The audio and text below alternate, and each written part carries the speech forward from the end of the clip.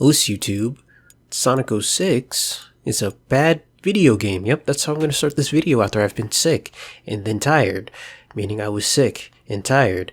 But you can fix that by subscribing to my content and liking this video so you can get more free content. Yeah, that's it. That's I'm going to play the intro and get this over with. Sega.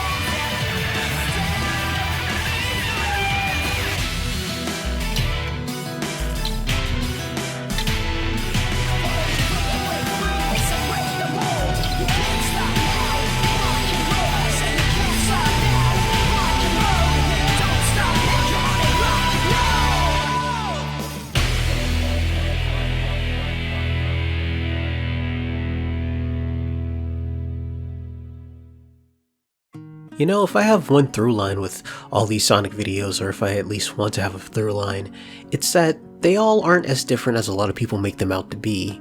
But this game is the most similar to a previous one out of all the sequels that we've gone through up until now, because they just made Sonic Adventure again. I guess it's bigger this time. The other real difference is that they have 3 extra games worth of mechanics to stuff in here as well.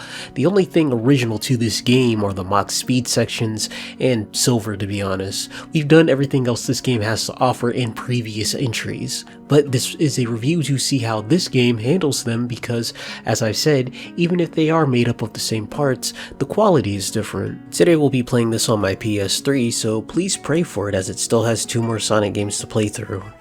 We open up on a festival held by a kingdom by the sea. We see the princess waving to her people before she gets a horrible vision of her kingdom being engulfed in flames by a large beast, but before she can fully shrug it off, she's attacked by Eggman. No wonder they got Jim Carrey to play him in the movies. Realistic Eggman can't hurt me anymore. But like always, Sonic comes to save the day, even if our princess is still having visions. Or is she? That's a bit for way later and has no relation to Sonic the Hedgehog at all. It hardly has a relationship to her. But for how impressive that CG cutscene was, Eggman just comes and kidnaps her anyway. I get wanting to have a cool cutscene, but how about you don't undermine yourself in the very next scene that happens? This is a warning sign for things to come. But now the game can start proper with the return of the adventure fields. It's not called that, but it's the same thing. From here we'll go to our stages, but this time there are challenges and missions to move the story along as well. After hooking up with Tails, our first mission is to just move around and get a feel for the controls. And they're bad, it's just really rough. The game's just so sensitive, yet it also feels slow and sluggish at the same time. Even after playing as much as I have for this review, I can't say that I've gotten used to it, a first in the series for me. But what is familiar is the return of upgrades. However, this time you have to buy them from a shop in the hub world, so we get the Lightspeed Dash and make our way to our first stage, Wave Ocean.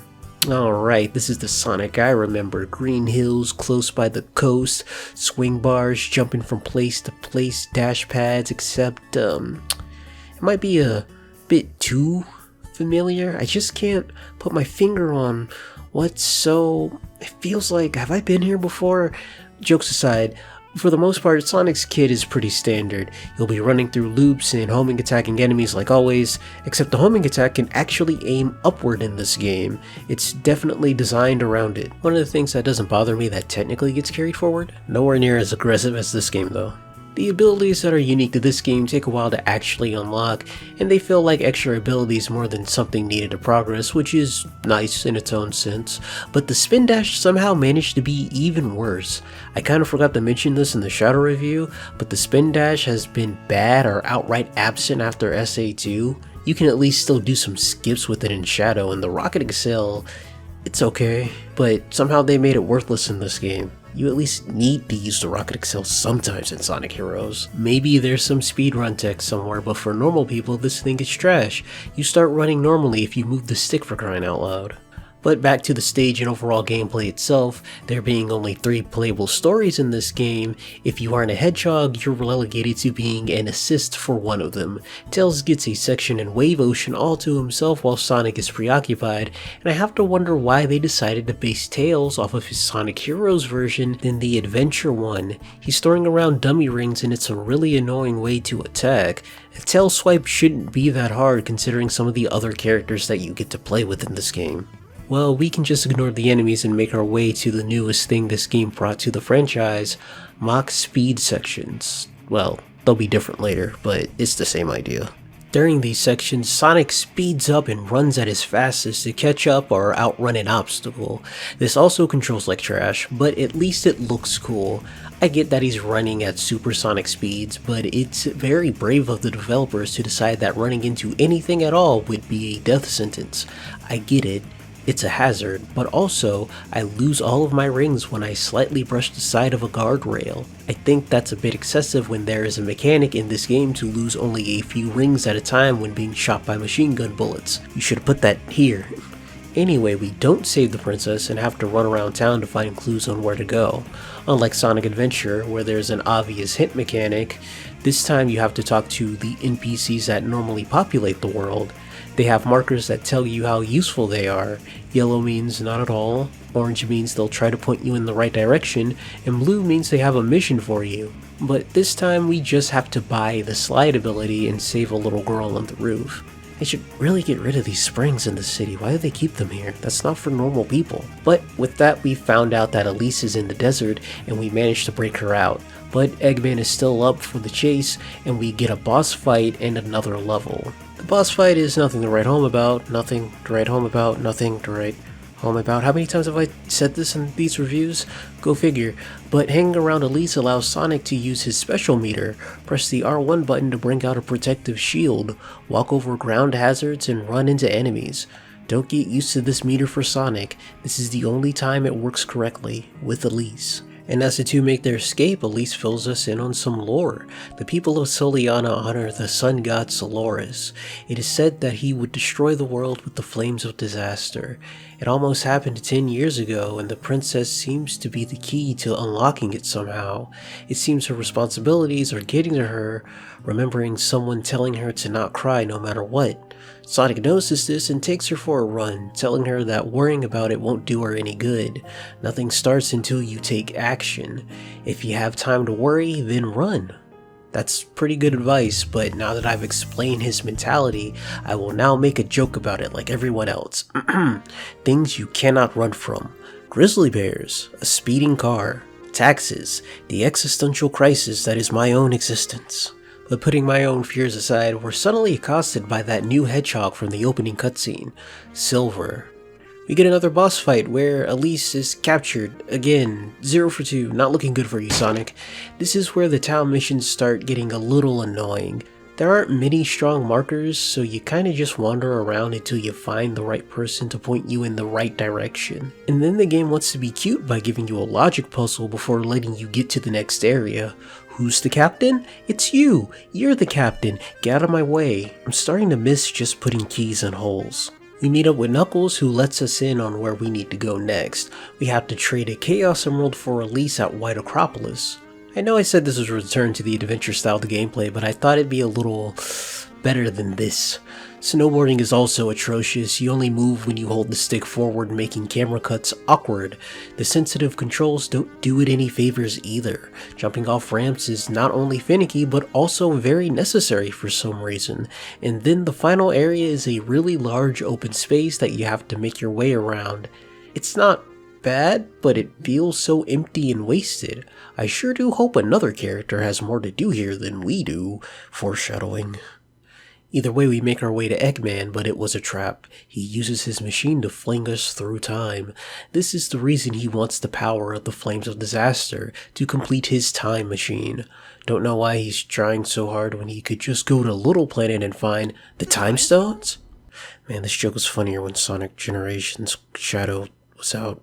Oh. Anyway, Sonic and the gang are in the future and they find Shadow and Rouge here for some reason. Well, there's no hub world and it's just cutscenes and gameplay, and we're right back to another garbage boarding section and a really annoying Mach speed section. If you're going to force me to jump, give me air control, please. As we look through these ruins, we find the hedgehog that attacked us and a cat from a game I maybe should have reviewed before this one, hanging out with someone that looks like Shadow. Looks like Shadow. Doing this again for the third time, huh? Alright. Well, that's got nothing to do with Sonic.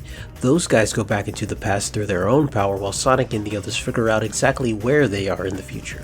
And in relation to what they were doing before, it seems like Elise bidded 2 days after the festival, so we gotta get back and try to stop that from happening. We meet back up with Shadow and find a clue on where we can find the second Chaos Emerald.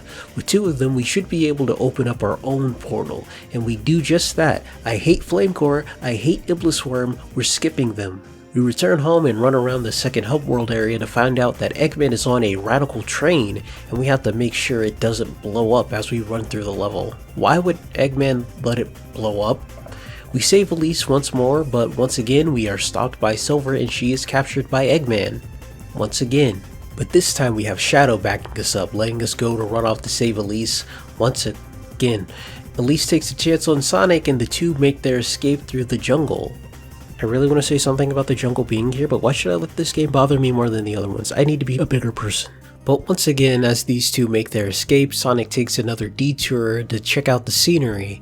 Elise expresses that it's been fun running around, even if she has just been getting captured the whole time. It takes her minds off of her responsibilities as a princess, and lets her just be a girl. Alright, I'm not letting this one go. That kind of line is safe for plots where the princess sneaks away from the castle herself and, just has a normal day out about town. She got snatched frame 1, where's this coming from? I mean, I kinda know where this is coming from, but it feels like an insert scene to make this scene feel better, and it's in another character's story, so... As of now, it feels like I'm supposed to buy into this just because she's a princess, you know what I mean? Either way, Sonic takes Elise back home just for Eggman to pull up and request she returns to him or he'll blow up the city. There's no joke this time, I'm just tired and numb to it all already. But for a change of pace, we get to play as Tails trying to figure out Eggman's destination by going through Wave Ocean again. Sure man, it's barely any different, but sure, pad your game out, I don't care. I do care, I'm tired. Eggman is near the old castle, so we go and do more town missions to make our way there. But first, let's race Sonic, man. You no good punk. Keep this up and your ass is gonna get sued. Alright, now that I've gotten that out of my system, we make our way to the old castle and do a final set of 3 tests, so let's take this time to talk about Sonic's special abilities. Now, Sonic is the only character that has a bunch of normal abilities that don't use his meter, except for Shadow. Shadow also gets the Lightspeed Dash, but like the Bounce Bracelet, the Slide. But all of these characters get special abilities that do use their meter. Difference is, Sonic's meter is broken, so you can just use them all for free if you get them. Neat. They range from a worthless tornado kick to an ability to slow down time. One of the best ones is a purple gem that makes you small for some reason, but gives you the ability to jump infinitely, meaning some of these skills just become broken because his meter is also broken. The problem is that you will in no way have enough rings to buy all of these skills before you end the game, so I recommend getting the red and purple gems. The time stop works wonders for the no-hit challenge, and an infinite jump is just nice to have. But after we've proven ourselves, we run off to Kingdom Valley. Alone. Where'd you go, Tails? Oh well. Silver is here, and it seems he's had a change of heart and is willing to help us. Kingdom Valley is probably the stage they worked on the most in this game, and it shows. It looks great, the routing makes sense, most of the time it has some really cool gimmicks. Also, speaking on our extra character this time, because Sonic and Shadow don't do a stage together for some reason, when you do play as another hedgehog, you basically get a demo for some of their skills and abilities for the future playthrough. They aren't maxed out, but they have more than what they start with in their stories. But the best thing about Kingdom Valley would have to be that the Mach Speed section is legitimately cool and flashy. It asks you to make reasonable jumps that don't last too long and with just enough space. This is the best thing in this game, hands down. But alas, once again, Sonic is not fast enough, and this time the consequences are deathly. But this isn't the end. Silver reveals that he has a Chaos Emerald, and the two make their own time portal. Before he leaves, Sonic hands off his emerald to Silver, hoping it will help him solve his problems, and the two part ways. We arrive just a bit before the egg carrier takes off, and we have to run around town one last time to figure out where Eggman might be hiding it. We come to find that it was right under our nose the whole time, in a secret science facility under Soliana. We make our way into the aquatic base, my second least favorite level in this game. I just don't like levels where you have to run around in a centralized area opening up multiple doors. Unless it's Zelda. And even then. Also, this is where Tails and Knuckles were while we were doing Kingdom Valley, I guess. Darn time shenanigans. But after getting past an awkward balancing ball act, we make our way to the egg carrier and have a final battle with the Egg Wyvern. Why would the two of them die in a crash when he asked this? Did Eggman leave her to die? But why would he do that? Why would she do that? I'm just going to stop thinking about it, I guess. But while this boss fight does remind me of the Egg Viper, it isn't just a repurposed boss fight. This is a good kind of callback, very light references mixed in with something new. That something new still controls like trash, and I hate it here. But with that finished, we get our nice big cutscene that I probably used bits of in the opening, and we're done with Sonic's story. So, what did we experience? What did we learn? When it comes to story, you have plot, characters, themes, more words you probably learned in middle school. I personally like to separate the plot from the narrative and how I like to analyze text. For me, plot is a basic synopsis and itemized list of the things that happened, and narrative is the connecting tissue on how you connect those things together, be it the characters, the storytelling. It's like cooking, right? All of your items are your plot, and how you cook them is your narrative. Did you pan fry that steak? Did you broil that steak? Did you bake that steak? Did you do all three, you freak? The most basic plot of this story is that Sonic saves the princess again and again and again. And that's fine. I don't really hate that it's that simple, but I do kinda hate that it is that repetitive. But I think the most problematic thing about it is that the characters and themes don't really do a good job of connecting this repetitive plot together. Let's start with Sonic. He's pretty standard, a free spirit who hates seeing people being terrorized. As static as always, but that's to emphasize Elise's character, a princess who has to repress her feelings in fear of releasing an ancient fire god. Do we know that's how that happens yet? It doesn't matter. The problem is that she is repressed. But the problem with that is that we don't really get to see that in this narrative because she's too busy being kidnapped in the first place.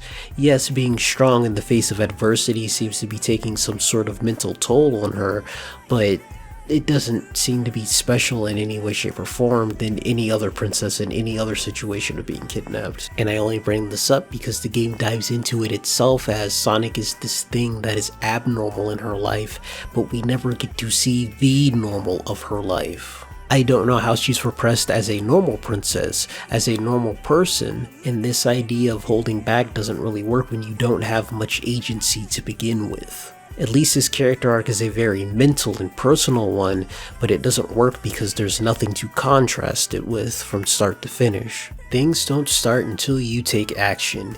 If you have time to worry, then run. The closest we get to her embracing this new ideology is her agreeing to be kidnapped by Eggman, but I don't believe the Elise from the start of the story would do anything differently, to be honest. The only real difference now is that she has a smile on her face while doing it and going through harrowing situations, but you could attribute that more so to Sonic than the mentality that he gave her. I don't know how hot of a take this is, but if you want a better story where Sonic falls into a character's life unexpectedly, just watch Sonic X. Let's take a little intermission to flesh out this review. It's been a while, so I kind of cut my intro a little short than I normally did, but let's talk about Sonic 06 overall. It's supposed to be a new clean slate for our Blue Hedgehog, or at least that's what it was supposed to be, I think. A soft reboot, if you will. Each game in the series can stand alone, but they do have continuity to each other. Connected endings, openings, small references are Shadow the Hedgehog's entire existence. The Hedgehog, the game, all of the above. But that got wrapped up last time, so this game being a new clean slate makes sense. It's just I kinda hate when things rename themselves the same as the first stuff, especially if it's a soft reboot that are actually just sequels. If you aren't Freaky Friday teaching white women generational lessons once a decade, you should probably put a subtitle on it. But back to Shadow the Hedgehog. In this game, not the game with his name, his story is just as straightforward as Sonic's. We open up on him infiltrating Eggman's base in White Acropolis. He has to meet up with Rouge, who is taking her time with the mission. But in terms of stages, White Acropolis is one of the few that really show off the adventure level design mentality seeping through in this game. Shadow runs down Sonic's snowboarding section for some godforsaken reason, and it is as awkward as it sounds. But Rouge takes over the Tails section that Sonic had in White Acropolis, and it just kinda sticks out awkwardly for her. I'm not really feeling it, but the final area was clearly built for Shadow because the stage win condition is to destroy all of the searchlights. Just a pinch of Shadow the Hedgehog 05 for spice. But even that in the original adventure had a bit more cohesion than this, and this level isn't even the worst about it. We meet up with Rouge, who has a weird scepter, and we find out that Eggman's base leads to some area in Soliana. Well, that's good for us because Rouge's drop-off point is in Kingdom Valley. Now, I know I said that in my Sonic Heroes review that game felt like the most Sonic the Hedgehog game of all time, but 06 is really trying to throw everything in here at once, and in my opinion, it's to its detriment. Kingdom Valley has Rouge looking for keys with no type of hint system, and Shadow has an assortment of vehicles from an automatic glider section to a car or this dumb finicky hovercraft thing. It's really picky. I don't ever like to tease it off the ledge or you'll flip over instantly, just go full throttle. Oh, and all of them have guns on them, just so you don't forget how cool Shadow is, because you know. But as we arrive at the rendezvous point, we're surrounded by Eggman, who wants his scepter back, but unluckily for all of them, it breaks in the middle of the conflict. This black shadow erupts from the scepter and then takes form of Shadow's own Shadow, and it seems to know him. Mephiles the Dark then creates a field that transports Shadow and Rouge to some unknown place. Well, unknown to them, but we know. But let's see if they give us a new perspective on this trip to the future.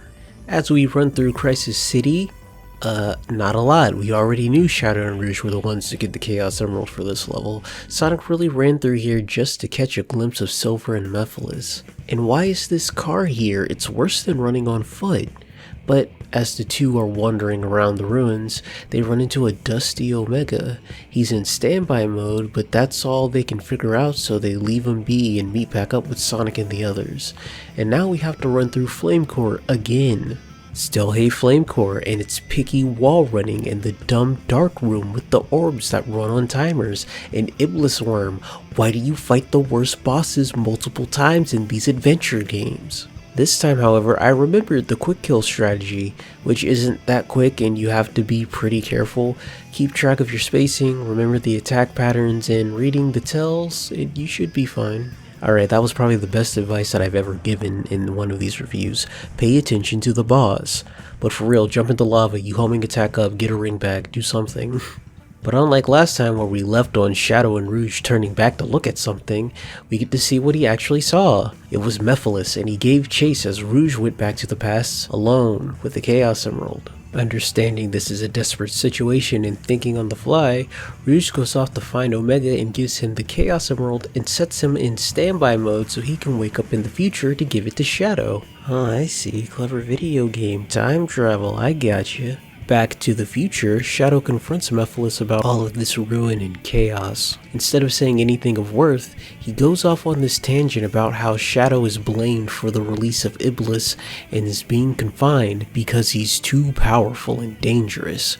Mephiles asks Shadow to join him in destroying humanity, but we've already done this before, and Shadow shrugs him off, saying that he'll determine his own destiny. They fight a little bit, Shadow gets overwhelmed, Omega shows up for an assist, Mephiles runs away to the past, and they get their chance to go home. But now the chase is on, and not just for Mephiles. Shadow will hunt down Eggman to get clues on him and the Scepter, while Rouge and Omega will keep track on the Enigma itself.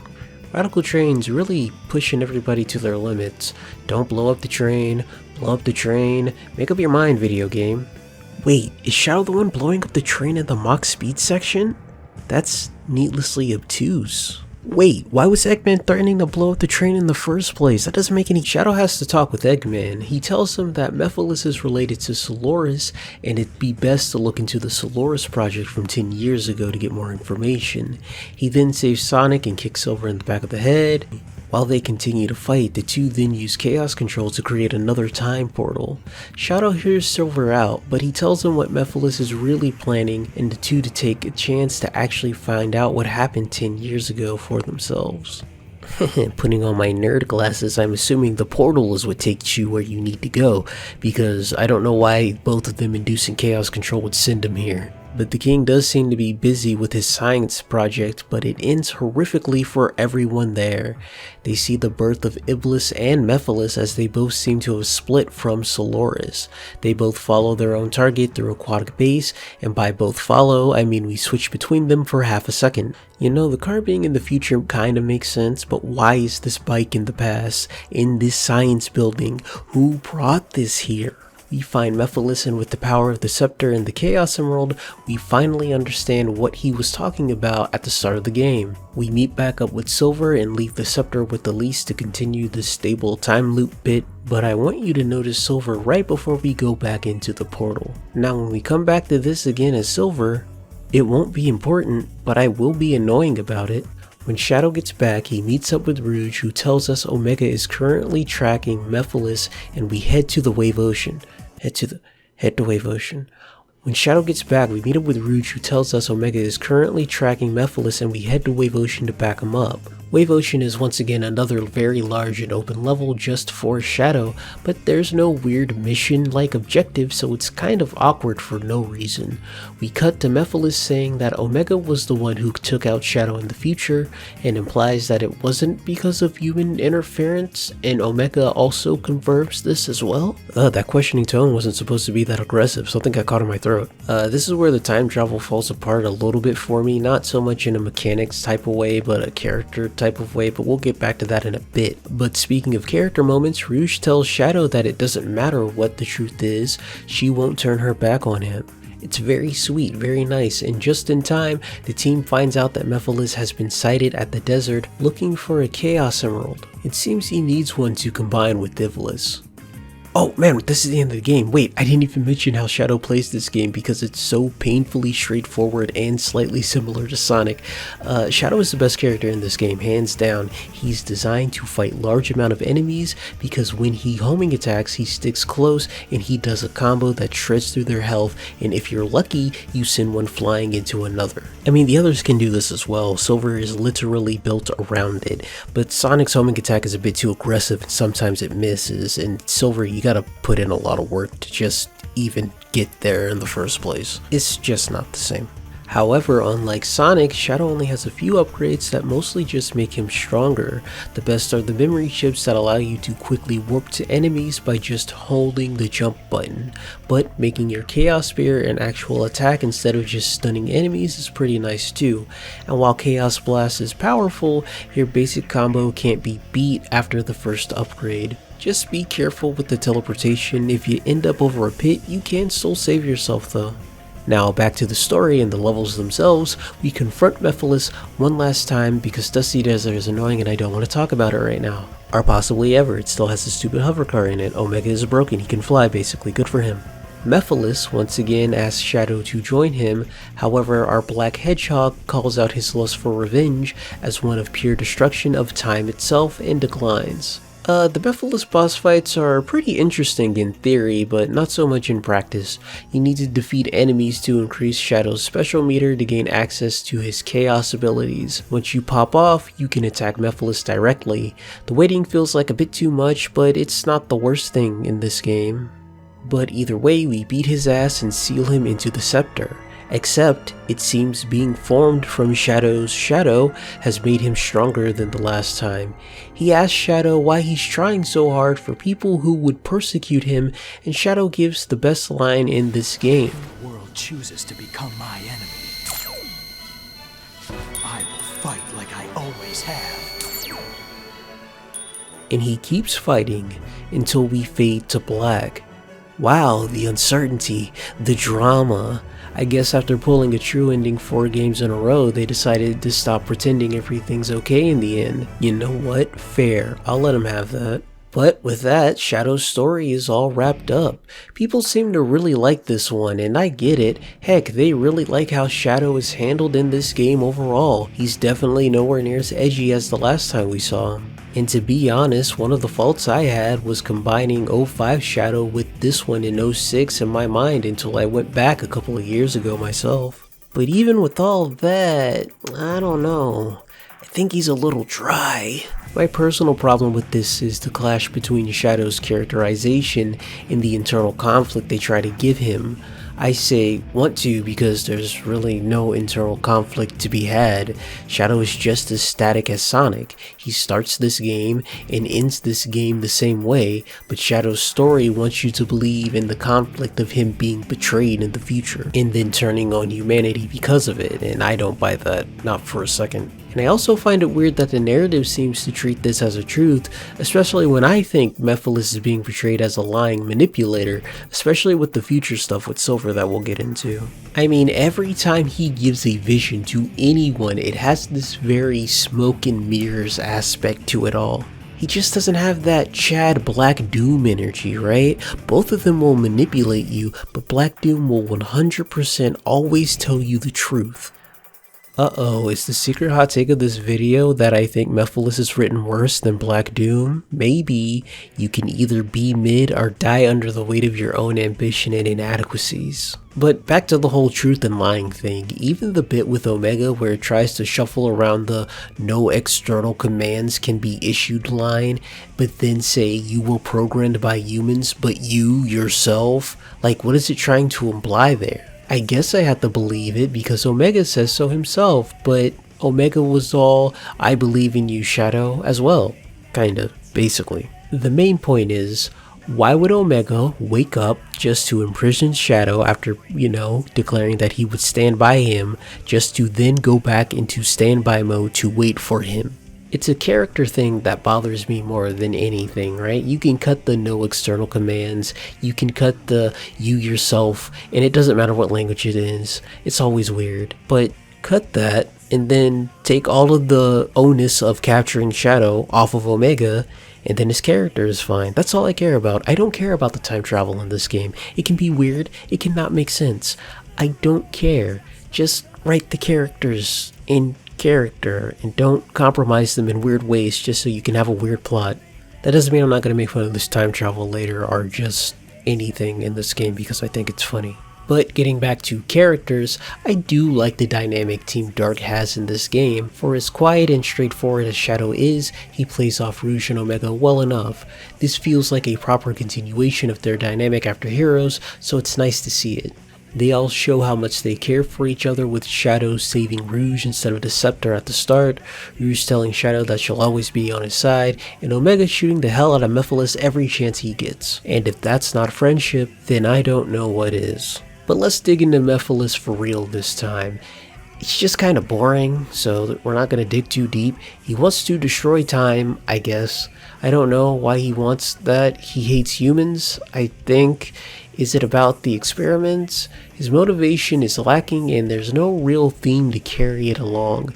People shouldn't play God, perhaps? The weirdness of his intentions I feel aside, What is his deal with wanting Shadow in this game? I can get wanting to destroy him, but did all of that time in the future endear him to the Hedgehog? Is this just a shallow, the opposite of hate is love situation? Either way, their dynamic doesn't work because, as I said before, Shadow is static and doesn't give him an inch no matter how much the game shows him hanging his head or slow transitions from a shocked expression it does. For the conflict to specifically be about Shadow getting revenge on humans, there's not a lot of fighting humans in this video game. He only meets the kind people of Soliana. What are you doing? It's literally this fact alone why I think Shadow the Hedgehog is better written than this whole storyline. Sorry, I laughed too much.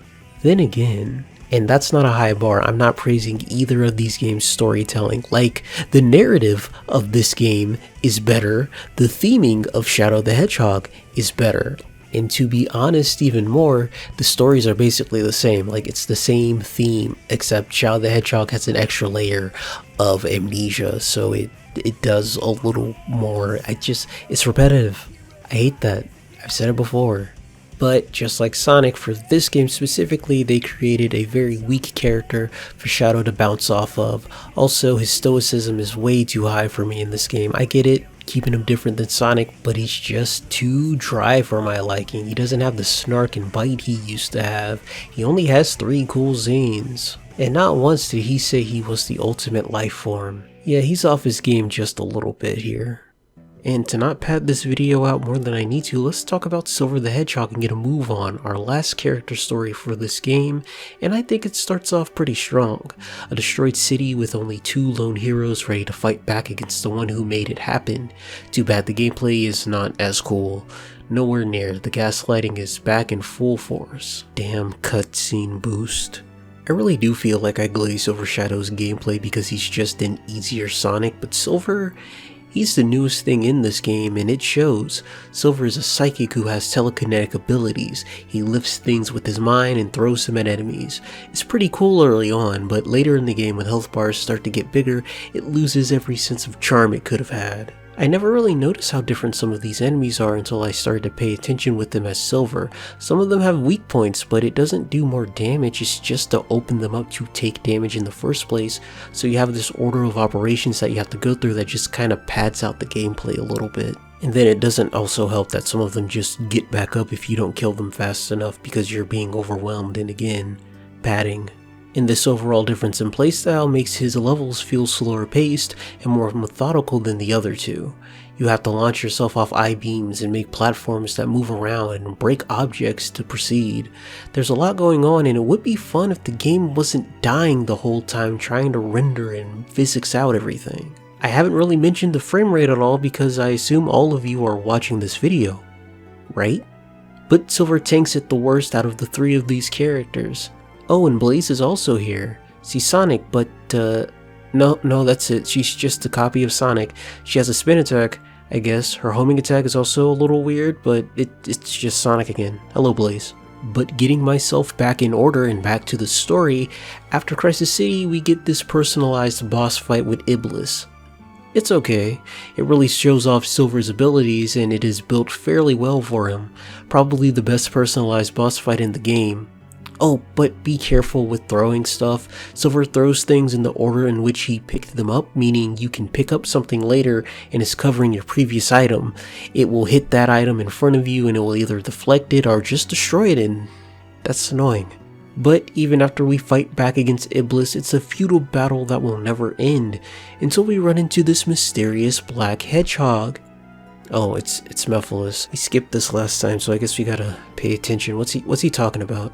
Look into my emerald and kill the blue rat. Off to the past they go. Silver and Blaze are split up, but our little hedgehog is amazed at the greenery around him.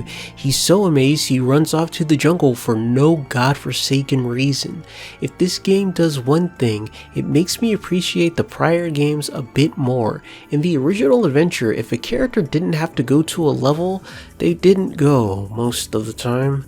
Also, this section of the level is too big and maze-like for no good reason. I hate it here, Silver. It's hard to tell where I need to go, these turtles are a waste of time, and this ball hitting mechanic is cheeks. Not the last time I'm going to say that this playthrough. Blaze, on the other hand, runs through Wave Ocean, sees Sonic. We've done this before, moving on. Silver has found the Iblis trigger, but he loses track of him because Amy still can't see. I give Amy a lot of slack, but even for me, doing this joke again feels a little... So we have to try and find Sonic again, and seeing how he went to the desert, we do too. Didn't find him, spent 17 minutes here doing this dog water ball puzzle, still got a time bonus. That says a lot. But we finally found Sonic, and I got a lot of pent-up aggression I need to fight off. Here's another little special cutscene change. In Sonic's version, Silver gets the upper hand when Sonic lets his guard down when he checks in on him. Here he's just already on the ground.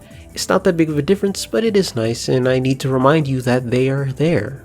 But just like we saw the last time, Elise gets kidnapped again, Amy stops us, and we're just left with these weird feelings. Blaze meets back up with Silver and he asks her if it's okay to kill someone to save the world. She doesn't know, but tells him that he has to take this chance to do something to save his future, so the two decide to head off to Eggman to find clues on what's going on. And for all of their efforts, they find a Chaos Emerald. That's it. We're really being dragged around by the plot. But meanwhile, unbeknownst to our heroes, Amy deals with the plot and saves Elise all by herself. This is that hidden kidnapping I was talking about in Sonic's story. He can't even do his own plot by himself. But because Elise got kidnapped again, she gets kidnapped again, and it's Silver's turn to, oh, he's not doing anything to the train, he's just going through Radical Highway at the request of Mephiles to get him back to the plot. Alright, time to plot. And we fast forward until right here. Chaos control!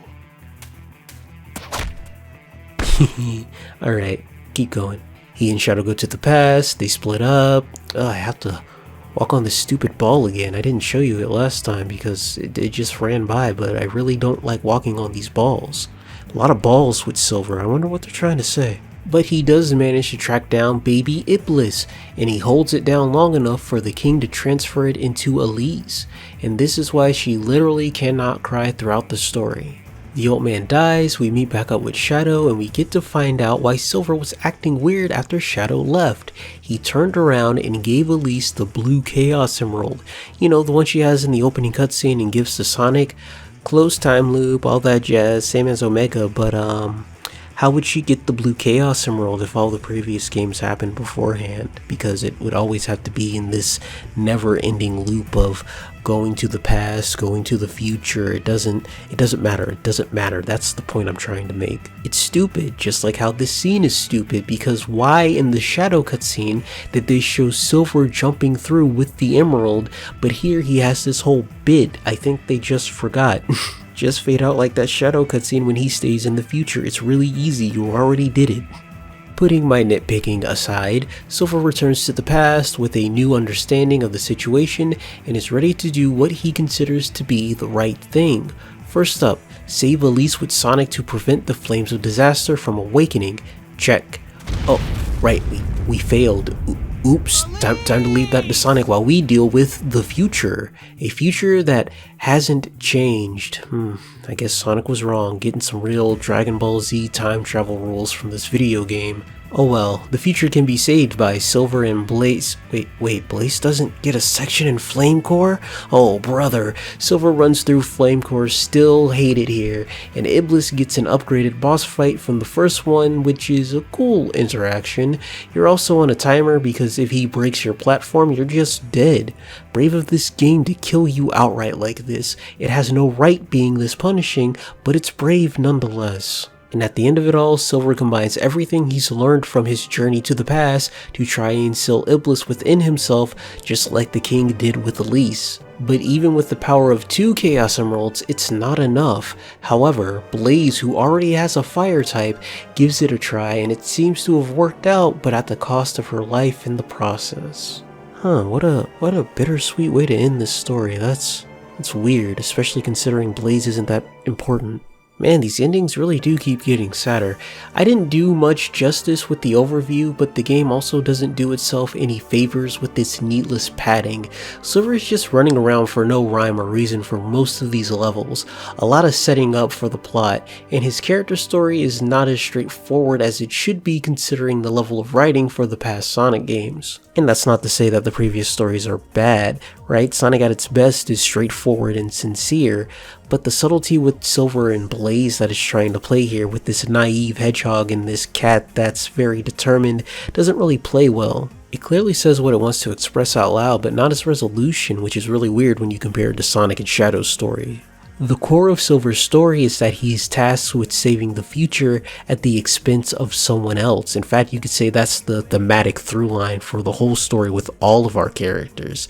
The expense of Elise, the expense of Shadow. Someone is being held accountable for something that they probably shouldn't be, but they take on that responsibility nonetheless. And in Silver's case, when there's a bad guy that's clearly the problem, you can just go out and take him out. It's pretty simple. Most people would agree with that. But after coming to the present and seeing how nice it is and how nice the people are, he starts to rethink his plan.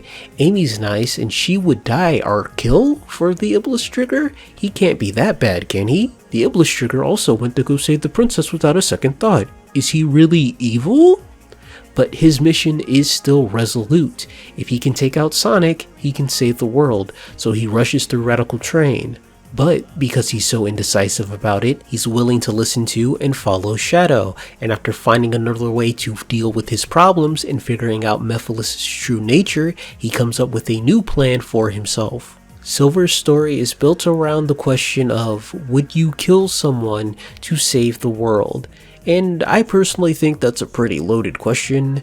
Even some of the nicest people you'd meet would say yes because it's just so pragmatic. But beyond right and wrong, Silver gives an answer to a more selfless question. Would you kill yourself to save the world? Way less people would even pretend to say yes to that. Now, with the sealing technique we saw, he wouldn't strictly be giving up his life, but instead of killing Sonic, he put his own life at risk, and at the end of the story, you can clearly see that he'd have rather been the one to be sacrificed than Blaze, which makes his ending all the more tragic. That being said, like I said before, Blaze is kinda undercooked in this game. She's around, but a bit too aloof to give off a stronger personality than thoughtful friend. But even her thoughtfulness is a bunch of half sentences that don't really lead anywhere. I feel like a lot of wannabe read between the lines writing was just waiting for the plot to give you an actual answer of the Chaos Emeralds fixing the problem of killing Sonic the Hedgehog. But I don't think that takes away from Silver's story. He took action to find his answer and he did go through his own little arc. It's not well told, but at least I think it's better than the milquetoast repetitive plot with Sonic and the just boring repetitive themes with Shadow. I feel like understanding this mindset, or at least me going in with my current mindset, really endeared me to Silver a whole lot, but it's not like I can thank this playthrough for that. I came up with this personal reading a while ago.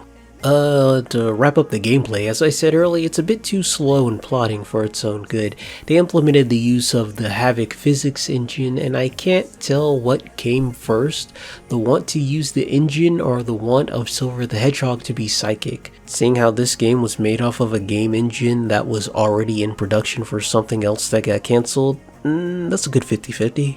These two engines don't really feel like they feed into each other unless you're catching projectiles with Silver. And then all of this psychic stuff uses up his meter, and unlike Sonic's, who is broken, and Shadow, who just has to fill his up, Silver's has to recharge over time. Sure, it gets the most use out of the three, but being used for all of your abilities means that you're in this kind of waiting game until you're able to take any action again. It makes me wonder why destroying enemies doesn't fill it up while you're using it like Shadow's does. It honestly makes me not want to fight enemies and skip everything, which is an overall mentality that permeates this game. I never really felt this with a Sonic game before, and I mean, the only thing it will give me is a high score, but ranks don't do anything in this game, so let's move on to the last story, shall we? Do they even call that in this game? Last episode, same difference. So, the day is saved and all of the bad guys have been defeated, right? Wrong. Mephiles is still alive, and it's not the one that you think it is. This was alluded to in Shadow's story. The him of this time was still around, as they said, which makes sense. We see future Mephiles return to the past, so two of them running around isn't too crazy. What is crazy is that he just kills Sonic the Hedgehog. Well, I'd cry too if I was Elise, and Iblis is released. He and Iblis fuse into Solaris, and they wipe out as much of time and space as they can. Why? I don't know why they do this, that's just what they do. Either way, everyone is dragged into this time distortion and they have to bring Sonic back to life because who else could take out a trans-dimensional being like Solaris? They also need to get the 7 Chaos Emeralds, so they're just knocking out 2 birds with 1 stone. Well, more like 7 stones if you know what I mean. It pulls a Cannon's Core where you run through the game with all of our playable characters to pick up one of the each emeralds while dodging instant death, time suck off orbs, and ones that throw boxes at you. It's annoying, but not too bad. You just have to keep your eye open on the spots they appear. It's nothing special, to be honest, because most of these characters don't have any interesting mechanics to really make it special in the first place. But they all get a Chaos Emerald and come back to Sonic and Elise, who was pinning his soul to his body. That's not a metaphor. She felt him in the wind and then she puts the wind back into his sails. That was a metaphor for literally kissing him into transforming. Sonic gives power to the other 2 leading hedgehogs and oh look, they don't go into bubbles, they get to have super forms, I see how it is. And the 3 of them go off to fight Solaris. Yes, to fight Solaris in a completely awful, unfun final boss fight. I've never seen one be this bad before. I reviewed other boss fights where I thought the difficulty was too high and it annoyed and frustrated me, but I don't know what's going on in this boss fight. Its conveyance is really bad. So you swap through your 3 boys and Solaris is only really vulnerable to one of them at a time, but he's not really because some of them kind of do damage, but they don't. He has this blue shielding effect so that like, I'm not being damaged right now, but you're still kind of technically attacking his armor, which opens him up for more attacks, but it's stupid. You just end up switching to whatever hedgehog you need to save up rings for whatever hedgehog you think you will need next. It's just really padded out and unfun. Shadow's the best one, Silver's worthless, and Sonic is a good ring gatherer, holder. 2 phases, like they're proud of themselves, oh brother. Anyway, we beat him and then time sends us back to Solaris as a little baby flame. I don't know where we're supposed to be, but we see little Elise with her father. He tells her that what they have is a flame of hope, and it will allow their people to go back in time and undo mistakes and see their lost loved ones. But we know what we have to do, right? Right? Hey, just smile. Alright, we do the right thing, blow out the flame, and the intro replays, but without Solaris, there's no need for Sonic and the princess to meet, and the game fades to black. I have so many feelings, and it seems I have written them out. I am reading my script, but yet it doesn't seem like I have fully expressed them. This game leaves me confused and a little emotionally constipated, I guess. It just feels like I haven't gotten everything out, or it's not out in the way that I truly want it to be, but that's what recording is for, to revise the things I wrote on the fly. So let's get back to the start and burn through it as fast as we can to not pad this out anymore. A lot of people would use the word ambitious to describe this game, to describe its narrative, but the story just kind of happens. I mean, you can say that about any story, but this story wants to play itself out as a split but connective narrative, and that's just not the case most of the time. The main thing that should be connecting all of these pieces should be our villain, Mephiles. He's constantly in the background making plans and moving characters around, and it wants to feel like he's this big mastermind, but I don't really get that feeling from him. Sure, you can say he's moved the plot through with Shadow and Silver, but all of those feels like a means to an end, right? A plot contrivance to make the plot a bit tighter, even though it's not that tight in the first place. My real problem is that he doesn't feel like a through line between all of their narratives, right? Silver feels like an afterthought. He doesn't really feel like he's manipulating Shadow to distract him while his other self kills Sonic, and then with Sonic, there's nothing in that storyline. Sonic sees him once and goes, "What was that guy that looks like Shadow? Like, what are you doing?" In Sonic Adventure, the through line was chaos, but also the story of the Echidna tribe. Those two things tied everyone together, even if they weren't dealing with chaos directly, and they just had a Chaos Emerald that needed gathering. As opposed to this game where everyone's doing their own thing, and when they cross over it doesn't feel as natural a lot of the time. Even the three-way meetup feels forced because Mephiles sends Silver over himself. It doesn't get in the way, but it also doesn't really help him unless it's still focusing on the closed time loop theory where he needs to make sure Shadow goes to the past with Silver, but even the idea of how time works gets thrown out the window by the end of the game. I just really like thinking of that line of Sonic going, "If I save Elise, that should save your future too, right?" And hard cut to the future still being burnt to ash. You can make an argument about split timelines, but the aspect of the past and future connecting only really work for Omega. But again, time stuff is besides the point. It doesn't make sense and I don't care. My problem is that Mephiles isn't really that much of a character, and he definitely stops being one in the final story. Once again, comparing him to Chaos, who is just a monster, there's still more narrative to him after the fact than anything you can give Mephiles. He is just a big monster. Even the Bio Lizard has more to him than that, because the Bio Lizard at least relates back to Gerald and Shadow. Who does Mephiles relate to? He spends this whole game trying to relate to Shadow, but the whole point is that he doesn't. But narratively, honestly, he should probably relate back to Elise, you know, the one holding his other half. And when I start thinking of it like that, it's still hard for me to find a correlation between the two of them. Loneliness? Is that why they both attach themselves to hedgehogs they just meet as hard as they can? That's weak, but it's better than nothing. But let's also move on to the princess. She's Sonic's lifeline at the end of the game because she's used to holding in a spirit inside of her. I guess that's sure. Give her something that doesn't have backhanded consequences. Please let her help. I think the kiss is a bit too much because the romance aspect is pretty weak, to be honest. But then after defeating Solorius, we're brought back to the past to undo every wrong. But once again, it feels disconnected to me. In the middle of this story, we come to understand how Solorius was tampered with, splitting him into Iblis and Mephiles, and that seems to have given him its evil inclination, I guess.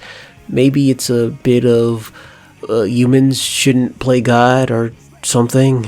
I really don't know what's going on, to be quite honest, and I don't know what it's trying to say, but I feel like we should have pivoted to a princess trying to fix her father's mistakes than a girl giving up her relationship with the guy she just met. And it's not like it's the relationship that's also half-baked.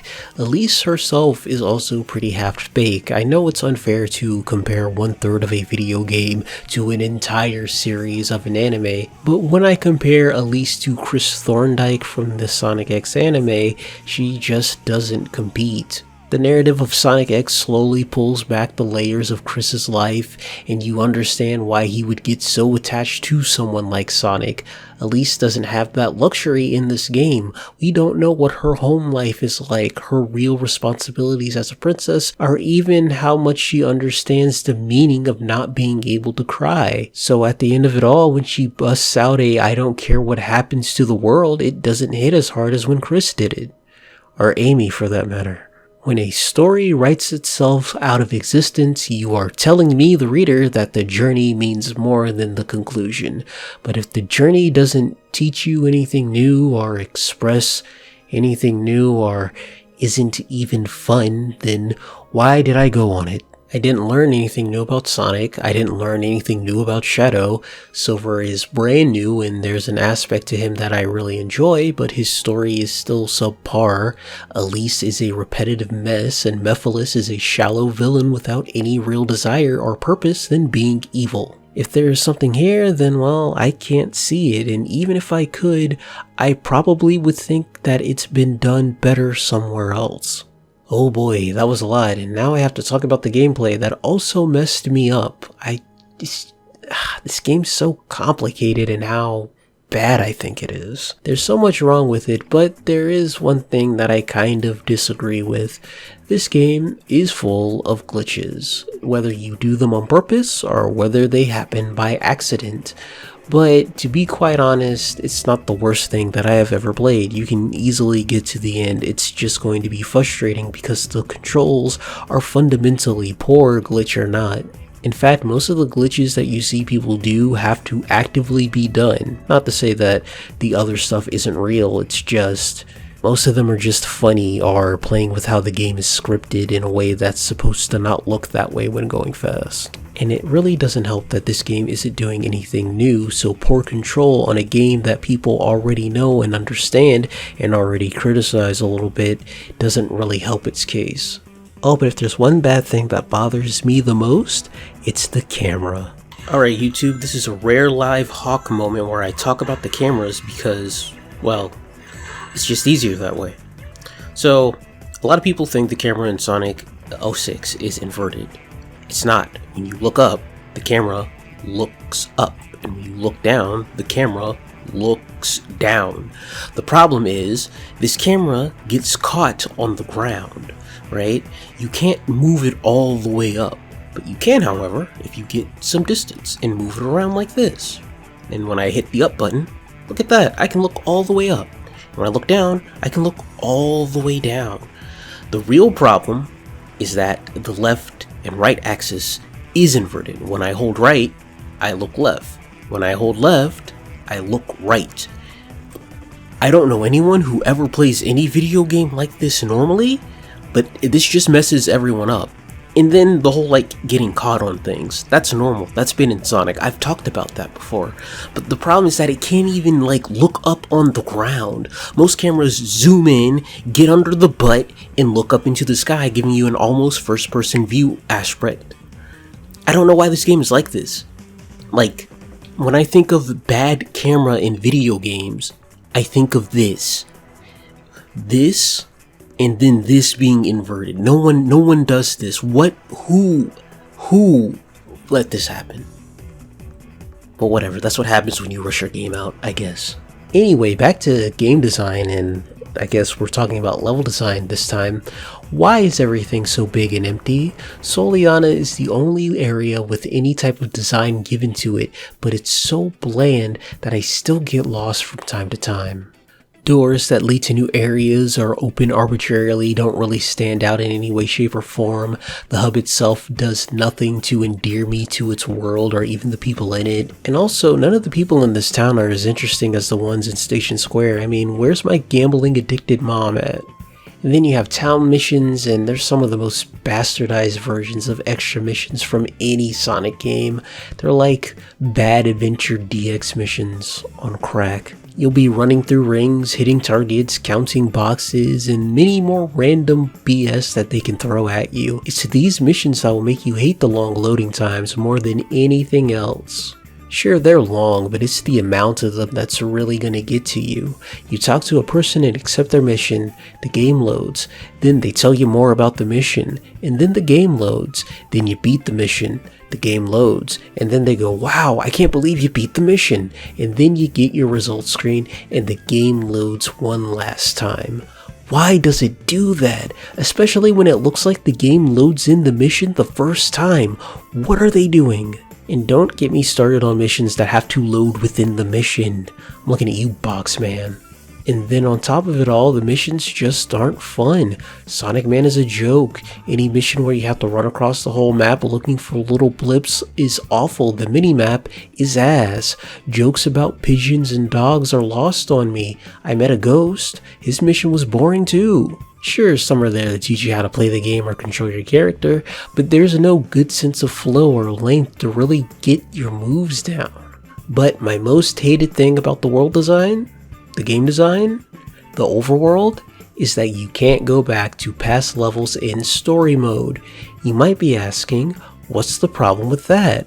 Well, it's only really a problem with Sonic. You see, because you buy your upgrades in this game, you can only really get rings from stages and bosses and town missions in story mode. Shadow and Silver can buy all of their stuff pretty easily, but Sonic gems are crazy expensive. You don't need them, but they cost more than what your average playthrough is going to give you. So that means when you get to the end of the game and you still have 3 or 4 more things to buy, the only way to get rings is to do the last stage and boss again on repeat, which means you're constantly cutting through credits and skipping cutscenes and wasting your time. And I just gotta sit here and go, why can't I go back to open areas? Why are they locked off? What are you doing? What's wrong with you? But let's use this to springboard into the level design, the normal stages. The ranking system is boring. The reason I kept 100%ing all of those old games was to try and learn as much as I could about them, and they also gave me stuff. And what I learned from that is that a game's ranking system will tell you a lot about the design mentality of that game. The simplicity of adventure, to the more frantic interactions of SA2 and Heroes, to the pure speed mentality of Shadow. They all have a different flavor to themselves. This game doesn't really have that. You can die at the end of a level and still get a C rank if they give you enough enemies to kill at the end. You can spend over 10 minutes on a level and you will still get a time bonus. And your incentive to do this is to get bonus rings to buy stuff easier, but as stated, that only really matters with Sonic, and it's mostly for your own self-gratification. And that's not really too different than any other game with a ranking system. It's just that this game doesn't give you anything for getting all S ranks, so why should I care? And that lack of caring is really prominent throughout the game, and I think it comes from its lack of identity for me. For example, the level design is fairly open compared to our previous games. Sonic Adventure felt open because there were a bunch of secrets to be found. SA2 was open for only one type of play. Heroes was a bit more open, but it let you move around in a straightforward Sonic-styled stage in a more dynamic way, and depending on what kind of mission you had, Shadow could be as open as some of this game, but definitely on a smaller scale. And I feel like 06 takes a bit from all of those elements, but it throws them together haphazardly. If, like me, you hated skipping level design as Tails and Adventure, well, the level design just isn't even here to be skipped in the first place, to be quite honest. The super open levels that Shadow gets are needlessly big because they still play like a normal Sonic speed level stage except for one of them. And when things do get tight, you only get good skips from what feels like design oversights. Now, that doesn't mean there aren't alternative paths and such in this game, but ones that feel carefully designed are few and far between. The best one you get are some routes in Dusty Desert as Sonic and in Kingdom Valley as Sonic, but those skips still don't feel like they feed into the scoring system like it does in SA2. And also being like SA2 but not feeling quite like it, we have extra characters. All of them are just the worst versions of what they used to be, so when they actively call back to aspects of those past games, it just feels extra bad. Why do Tails and Rouge throw bombs? Is it because it takes 5 years for Knuckles and Amy to do a single attack after I press a button? Blaze is the only one who's halfway decent because she controls almost the same as Sonic, but I still think her homing attack is weird. But I think the biggest sin of all is that all of these characters are not in this game long enough to justify wasting time on any of them. And I guess that's not fair, this game was rushed, they probably didn't have time, but at that point I ask, why bother? As for extra content, there are hard mode versions of each stage. Some have hard mode DLC that I don't have and will not buy. Their idea of difficulty is throwing spikes around, which is a step above of removing platforms from the previous games, but don't worry, They have that too, but the act of playing on a harder version of this stage with these controls makes me upset. Though I did think it was cute that in White Acropolis in the Ruse section they changed it from finding a switch to finding a key, but same difference, break wall, get item. And moving into presentation, this game sure does look like an early PS3 game, derogatory. It just looks so bland. People speak to how big this game is, but it's so empty. The character models all look very basic, but just detailed enough that my imagination can't do anything to spruce it up. The realism twist to the art style is too aggressive and off-putting for me. Honestly, I think Eggman is the worst looking person in this game. Humans should be catered towards his design philosophies. Basically, there's a lack of style here. But if I have to praise it on one thing, I like that all the Sonic characters have little fangs. I don't like it on all of them a lot, like it's a stylistic thing. If I saw someone draw this, I'd be into it, but not in the main games, not for all of them. As for the ways the levels look, they're fine, nothing to write home about. I'm not going to blame the game for not coming up with new level aesthetics. Sonic's been around the block by now, but none of them have anything to make themselves stand out visually other than Kingdom Valley. You have a few set pieces here or there that are pretty cool, but again, outside of Kingdom Valley, they aren't all that special. And now it's time for my favorite part of the review, where I could just put in old audio, but I'll say it once more. The music is really good. For as much as I hate playing through Flame Core, its music helps me get through it. This is also the game where the music team dipped their feet into having more orchestral sounding tracks. You really feel it in the final boss fights. Egg Wyvern though is probably my favorite, aside from the obvious hype that is the final boss version of his world. But one thing I do find cute though is that they brought back Dreams Come True to do a new rendition of Sweet Dreams, and it features Akon for some reason, but whatever, it's good, I like it. Sonic 06 is a mess in every way, shape, and form, and it's no one's fault? No, it's Sega's fault. Yeah, they wanted a game out by Sonic's anniversary no matter what, after the project has been kneecapped in many ways 2 times. People have been split to make another game, people walked out when Yuji Naka left the company. It's a really bad state to make a video game in and then to rush it out the door. But I also think that this game didn't really have a strong vision to begin with. With all the ambition people talk about, I really don't see it. For me, this game is a bigger Sonic adventure, and it's worse in every way, shape, and form. They had a very clear blueprint that they were obviously working off of, and they didn't understand what it was truly trying to say and truly trying to do, in my honest opinion. They had no vision of what they wanted to do on their own, to be quite honest. And I think it's that little spark that holds 06 back compared to something like Heroes or even Shadow.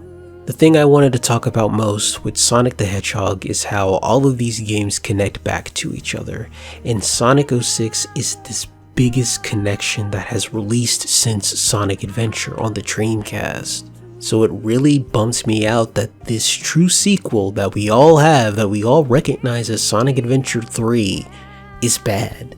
This title showed me that names don't matter. You can call it whatever you want, but if it's made like something else, then it's the sequel to that thing. There's a connection that you want me to see, and naming can help with that, but I think game design gets to that feeling on a much deeper level than a name could ever. And you might be going, Hawk, that's super obvious, duh, I'm not an idiot, and you're probably not, but I keep hearing people go, Sonic games keep changing and they never pick one thing to do, when Sonic 06 is literally the last 8 years of the Hedgehog's game design being stuffed into one game. So when people say things like, I really like Sonic 06 and Sonic 06 had something to it, I'm like, yeah, of course, I played that game. It's called Sonic Adventure. It's called Sonic Adventure 2. It's called Sonic Heroes. It's called Shadow the Hedgehog even. I know all of its good points because they're there. So that means I'll also know when they're being handled poorly. I get it if you like this game. Well, I get it if you're nostalgic for this game, but Who am I to tell you what to like, right? I review things and I base things on what I like and what I think is good. But if you're just gonna tell me you like something, I'm not gonna poo-poo on that. I may be poo-pooing on this video game, but I am not trying to poo-poo on your feelings. I've been around a baby a lot recently, so it's just kind of, bear with me. I get where everyone falls on this game is personal to them, and for me, this is just a step in proving that Sonic has a very solid core in this adventure style that's been slightly mixed over the years, and that will be going away in the future games to come, but that DNA is still slightly there, so I hope that you will stay with me as I continue to go through this franchise that I enjoy so much. If you liked this video, leave a like. If you didn't like this video, leave a comment, or you could do both. That'd be nice. I can't wait to get into more Sonic, but I think I'm gonna take a break from him, at least on the video side of things. I want to look back on older things. I want to look at a certain company in a certain way that I really enjoy and see the evolution of their video games. But we'll see. But until we meet again, mata o, until we meet again.